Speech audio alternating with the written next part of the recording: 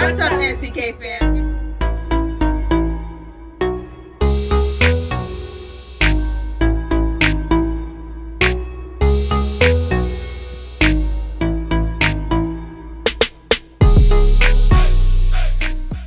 What's up, NCK fam? It's your girl Nelle, back again with another video. And in today's video, I want to give you 3 ways in order to make your scripture reading more beneficial. Take it to a higher level. So, for those who do not know, I lead Black Campus Ministries with Ava. You guys saw her before in previous videos.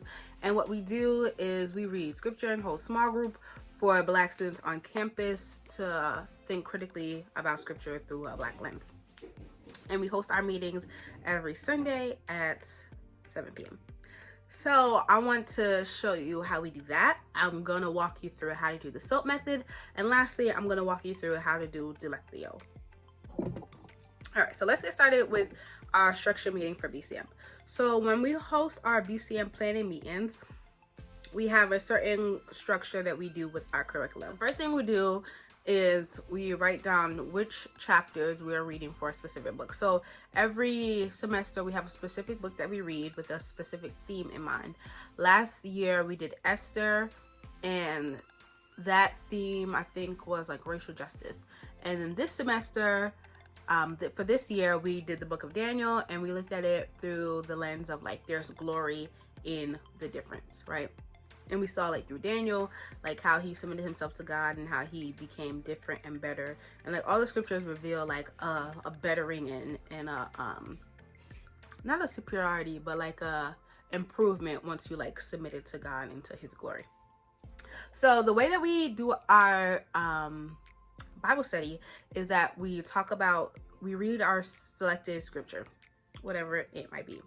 So for you, that might be a chapter of a book, or if like you're reading Psalms, it might just be a section. So read, or even like if you're doing a chapter, you only read half the chapter, whatever that might be for you. So the first thing I want you to do is pick what you want to read. Pick what book, pick what scripture you want to read, and that is the first step. The next step would be to read that scripture over one time, right? Just to give you a general overview of what you've just read.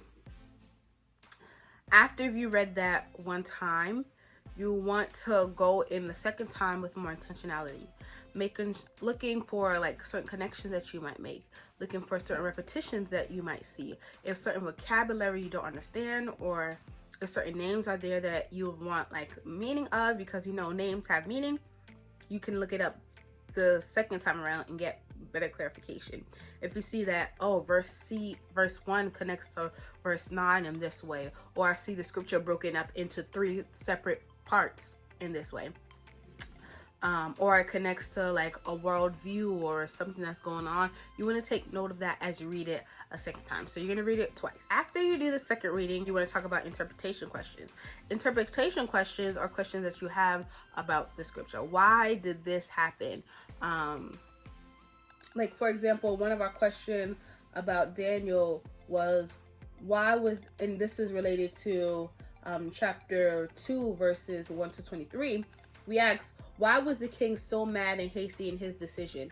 Why did the king need to have Daniel tell him the dream first? So like questions you have about scripture that came up for you while you were reading, you want to write them down, and after you've written them down, you want to go back into scripture and find the answers to your question. Or if you cannot, you're more than welcome to look online at some commentaries in order to help better answer your questions on why this, why that in the scripture. After that, you want to have time for application. So scripture is depending on when it was like who was written for us, obviously for a specific context, for a specific group of people. However, and that's like when people mess up, they think, oh, scripture is talking directly to me, directly to what I'm going through. I would say sometimes, but sometimes it's definitely for a certain group of people. Like the book of like Philippians were written specifically for the church in Philippi, right? So specifically written for them. However, in scripture, you can take what was written for them and apply certain things to your life, right? You can like not extra diet, basically taking like key points from scripture and seeing how that it can relate to your life. For example, Jonah, right? It's not, the book of Jonah wasn't written for you, but you can take the key message of like obedience and apply it to your life. So basically you're just taking what the key message is and like seeing how you can apply that key message to your life. All right. And after we do application, because this is like a Black campus ministry, but you can like change it to like however you want it to apply to you. It might not have to be like, oh, you want to see it through a Black lens. You might want to see it, oh, I want to see it through a New Believer lens, or I want to see it through an Asian lens, or I want to see it through a disabilities lens. Like, how does this scripture relate to me and my identity here? So after we do applications, we see like how scripture can relate to us as Black individuals. So we ask questions like, where in the scripture do you see race? Where in the scripture do you see social justice? Where in the scripture is it calling us to become sensitive to social justice, to the needs of others, to people who look like us? How is our identity represented in scripture? So we ask that to our participants, and they reflect on like worldviews, maybe history. For example, in the book of Esther, when the king had put up like a poll for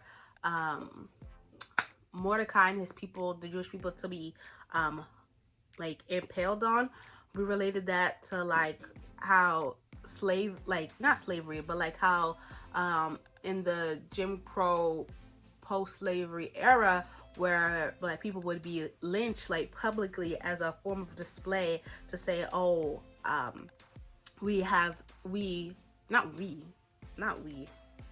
but like how white people have the upper hand, and how your body is nothing, and we can like hang you publicly the same way like how Haman wanted to hang the Jewish people in this public manner to say, hey, this is my authority and I'm demonstrating it in a public manner.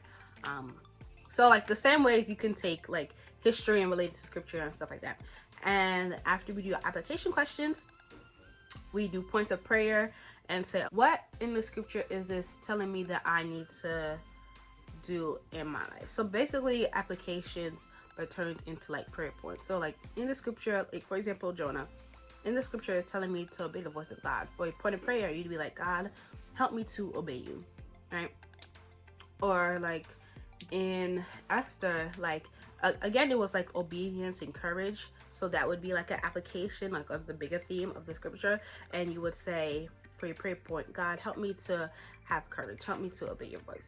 So that is one of the first, that's the first method of Bible study. The second one that I do every day is called the SOAP method. And what that is similar to how me and Ava run our Bible study, but it's more like for yourself and not necessarily like for a group to answer you and you answer. I mean, you could do that by yourself, surely. But this one is just more like journal reflecting and stuff like that. So it is called the SOAP method. The S stands for scripture, O stands for observation, A stands for application, and P stands for prayer. I mean, if you want to call it the SOAPs method and wanted the S for our supplication, you can do that too, but I just do SOAP. So the first thing you want to do is read scripture, and you want to read it twice, just like how you do in what I said before with the regular Bible study. Like, you want to read it once and then look at things that you saw and then go back intentionally with second read. Then you would want to write, I journal it, so then you want to do your observations and write down what you saw. And then applications is like the same way. How can the main text in scripture relate to me? And then points of prayer would be the same one. So it's kind of condensed, but very, very, very similar on how to do that. But this one, both can be spoken out loud or both can be written through journaling. But I use SOAP method when I journal. I don't really call it that, but when I just write it down, and I do the regular Bible study when I'm like with a group of people. The last method to deepen your Bible reading and make reading the Bible more interesting for you would be the Lectio. And I'm still going off memory here, but I'm pretty sure the Lectio was birthed out of people, were they blind? I think they had some kind of ailment, right? And they had to figure out how to read the Bible in like a new way and like feel it for them in a new way. I'm pretty sure they were blind. So what it is like taking scripture, and this Bible is from Urbana, which is a Christian conference that happens every 3 years, and like you ring in the new year with like Christians. I think it's mostly like college students, and so I went for the first time in 2018, and it was really fun. So like for example, I just turn to anything, and don't be afraid to like take notes in your Bible. Like people, I don't know, people say you shouldn't take notes, but I definitely take notes, and I mark it up with my pen because it's mine and I want to have an engaged read. Like for example, you would mark up your textbook when you wanted to study. Well, hello, this is what you study. And certain times I would like relate it to, I mean, my handwriting is trash, but I would relate it to other scriptures that seem similar to me. So for example, let's go through Psalms 10, and this is how you would do the Lectio. So you would read each word, and after each word take a breath. So like, why, Lord, do you stand far off? Why do you hide yourself in times of trouble? So something like that, and you get to feel each word, each syllable more intently, as opposed if you like, why Lord did you stand off? Why do you feel far away? Like you actually like, feel like the intent of scripture. Okay, so after you do that, you want to pray, meditate after that, like within the text, rest a little bit in God's presence. Like after you've done that, just take a time to rest and see what the Holy Spirit would be saying to you after you've read that scripture so intently, and then live out that action of what that scripture is saying. So I hope this video was helpful for you. If you learned anything new, comment down below and let me know if this video was helpful in the way that you go about reading scripture, and if you see a change in your scripture reading. A lot of people say like the Bible is boring, but it's actually not boring at all.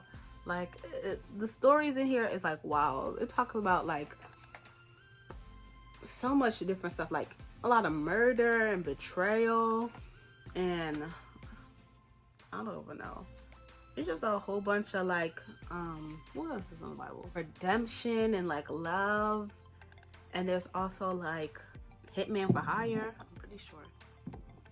I actually don't know. I'm pretty sure. Teenage pregnancies, like everything that happens in the world is reflected there. Like incest.